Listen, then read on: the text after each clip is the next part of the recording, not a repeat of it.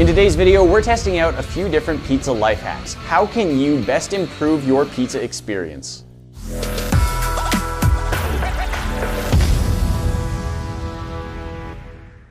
Guys, everyone loves pizza, but there are some things about the pizza experience that I think could be improved, and today we're gonna be testing some of those out.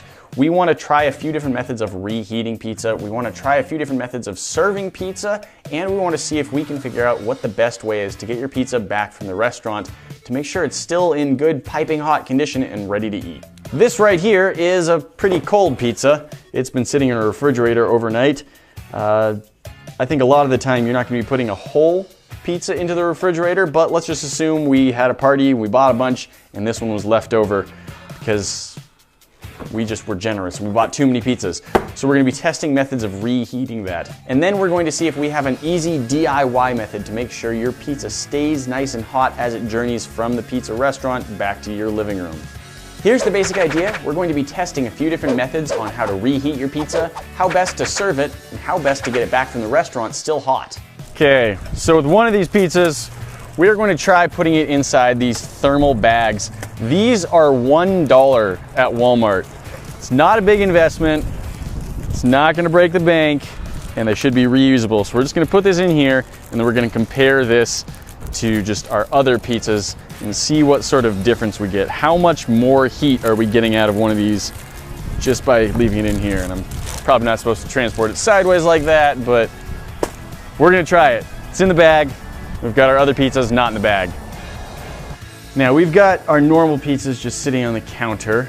One of them over here is just sitting directly on the counter. The other pizza is sitting on top of the first pizza. And then the one we're hoping is gonna work the best, we've got our $1 insulated bag, and that's sitting on top of a towel on the counter. We're just gonna let these sit for 10-15 minutes. Then we're gonna take the temperature of all three of these. We're gonna see how much we are losing heat. So we've got the temperature of the pizza that's just sitting on the counter, the one that's a little bit insulated, and the one that's hopefully a lot insulated. And just as a test, we're also just gonna take that gun, and we're gonna see what temperature one of these is right now, just sort of in the middle of the pizza. How much heat are we really losing?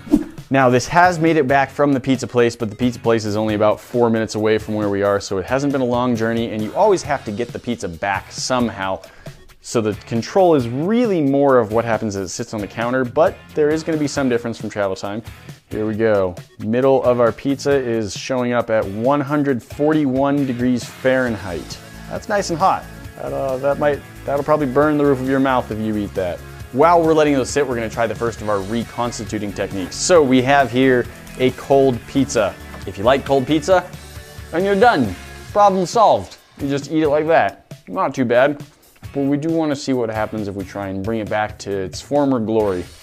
As a control, I'm going to try just putting this in the microwave and heat it up until it all looks nice and warm, the cheese is nice and melty. We're going to see what it's like. Then, what we're going to be testing is an idea that I've seen in a lot of places online. Several videos, articles, they all talk about how to reheat your pizza in a microwave. The key is apparently that you put in a glass of water with it. The water is supposed to add steam and prevent it from getting as chewy.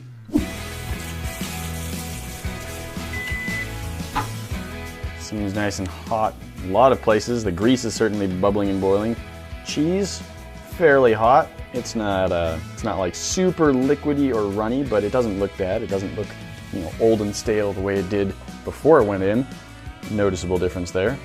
It's fairly soft. It doesn't really have the same feel as pizza that's new. There's definitely a different texture. Crust is fairly soft. Plate is now covered in little drips of oil and water. I'm just gonna put a paper towel down under it. This is a cup of fairly hot water, not boiling, but not cold.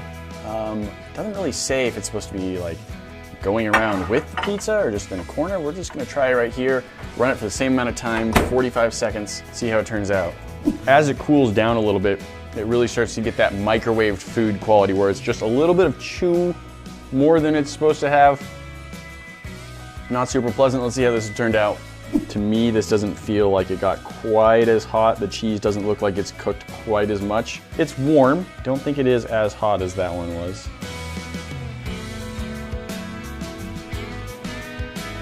Hot enough.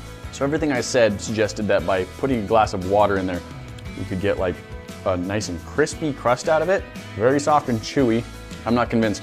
I want to try one more thing though. I'm going to heat this glass of water up more to the point where it's basically boiling, and then I'm going to take a new piece and cook it with that, because maybe somehow the steam is helpful. I'm not sure. Very soft, pretty much the same as the other two that I tried microwaving. Okay, we've got our 3 types of pizza: microwaved with no glass of water, microwaved with a fairly hot but not boiling glass of water, and microwaved with boiling water. They've all had a chance to pretty much cool down now. Very chewy crust, hard to get through. That's exactly what you're trying to avoid when you microwave stuff.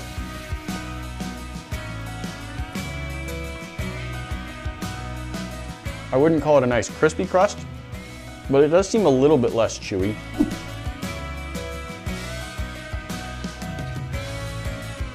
About the same as the second one. Overall, I'd say the water seems to be making a negligible amount of difference. It may be slightly less chewy. Everything looks pretty much the same, has about the same consistency as far as I can tell. Nothing is crispy on these because that's not really what microwaves do in most cases.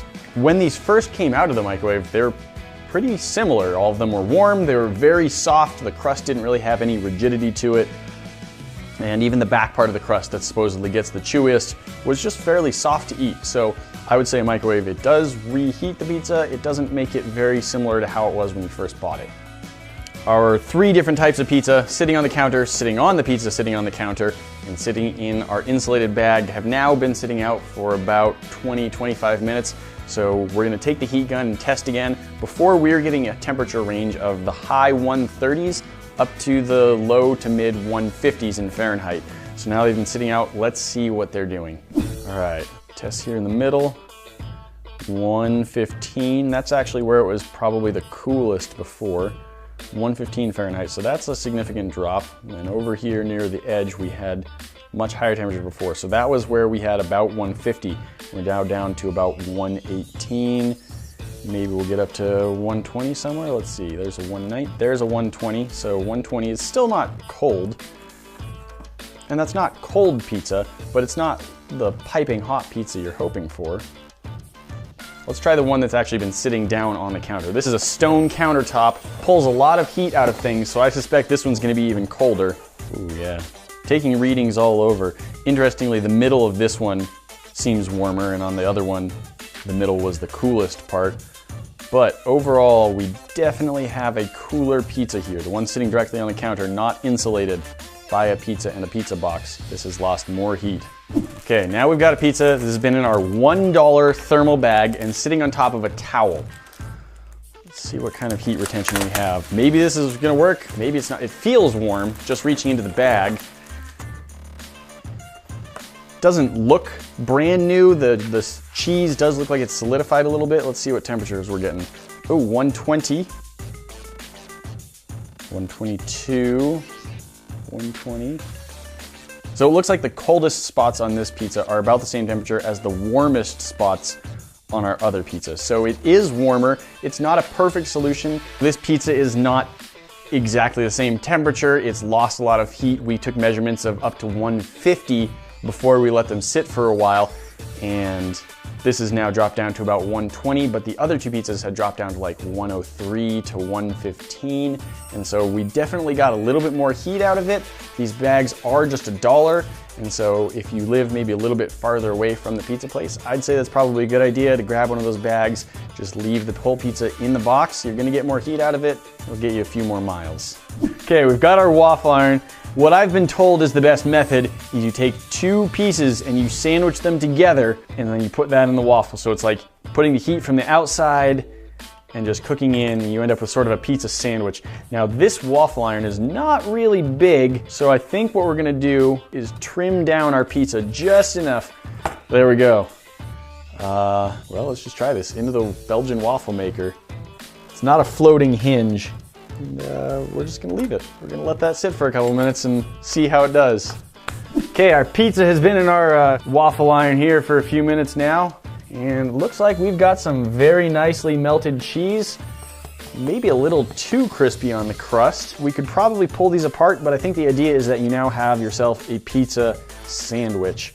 So once that cools down enough that I feel like I can bite into it without losing the roof of my mouth, we're gonna give it a try.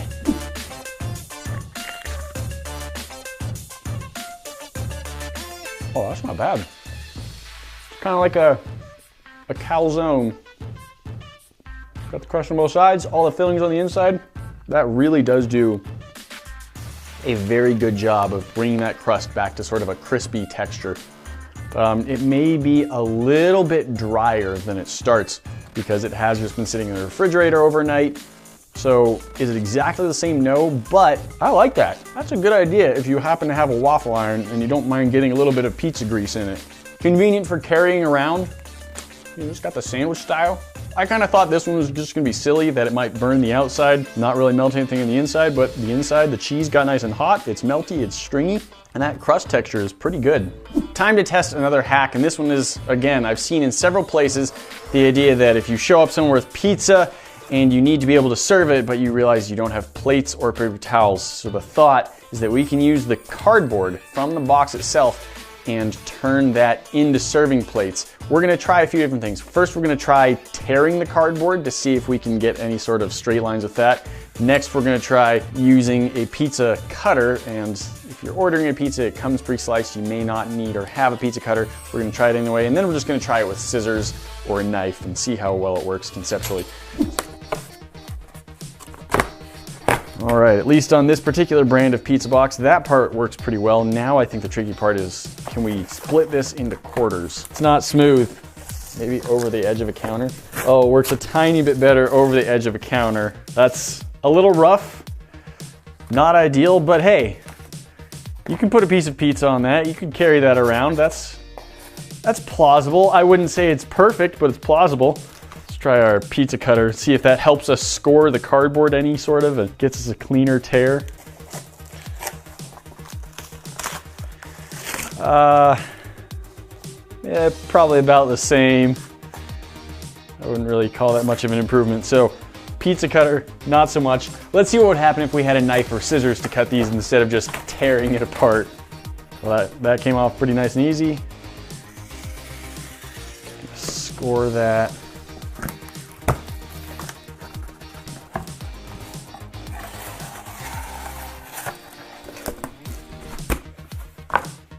That comes apart. Let's try with scissors. All right, I'm gonna say if you have a knife or scissors, this is definitely a viable option. If you do have any leftover pizza, however, it's gonna be kind of tricky to get it home because you've kind of ruined your box. You know, maybe you had 4 people, each ate 1 slice, and somehow you got sick of pizza at that point. You can kind of make a makeshift box out of the other half. It's not real slick. You might be able to get it home without dropping it. So if you're confident you're gonna eat all the pizza, I would actually recommend this. This is not a bad idea. Cut the top off, cut it into pieces, easily use it as a plate, carry the slice around. Works pretty nice. If you aren't sure if you're gonna eat it all, you might just wanna try and hold on to it, but it works. Okay, we've got one more reheating method that we need to test, and that is a frying pan. So here's what we're gonna do. The idea is you get the frying pan pretty nice and hot to the point that water dripped in just kind of bubbles it up and boils away pretty quickly. You pour in a decent amount of water and then you throw the slice of pizza in with it. You then throw the lid on, trapping in all of that heat and the steam from the water that's boiling away. You even add a little bit more water as it boils off. The idea is that you're heating it directly on the bottom crust, but then you're also surrounding it with ambient heat and very hot steam, which is supposed to sort of rehydrate the pizza as it warms it back up. There we go. Very hot slice of pizza coming out of a very hot pan. That is a good sound right there. Nice and crispy crust. As I said, I do think I had the temperature up a little bit high. We've got these sort of burn spots, the pattern of the pan that the pizza originally cooked in, but it's not bad. It's very minor charring. This pizza is holding itself together so much better than the microwave pizza. It really just has some shape to it. It's not just like falling in half the same way the other pizza was. There's definitely a crust and crispiness to it. It's a little too hot. I'm afraid if I bite it, I'm just gonna burn my mouth, but gotta go for it.